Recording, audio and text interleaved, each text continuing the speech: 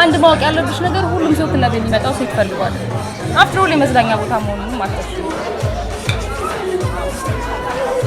ለምሳሌ ነዛኒያ ድግስ ላይ ውለውበታል በቃ ብሏቸው ለማሳረግ ነው እዚህ የመጡት።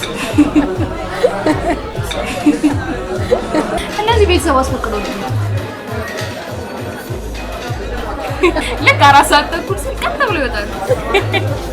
ሴት ቢፈልጉ ገንዘብ የላቸውም። ለምሳሌ አንድ የደሞዙ ቀን ይመስለኛል በሰፈራት በጀት ልክ ነው እየተንቀሳቀሰ ያለው። አሁን የሰውዬ ሙድ የለውም እንጂ ገንዘብ አለ።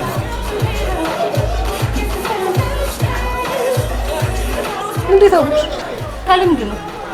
አታዩ ሰንጋ ነጋዴ እኮ ነው የሚመስለው። ግን ሴት ይፈልግ አይፈልግ የምናውቀው ጨፍሮ ከወጣለት በኋላ ነው። እንደዚህ አይነት ሰዎች ገንዘብ ላይ ሲሪየስ ናቸው። የሚፈልጉትን ነገር ጠንቅቀው ያውቃሉ። በከፈሉት ልክ ነው መዝናናት ቢፈልጉ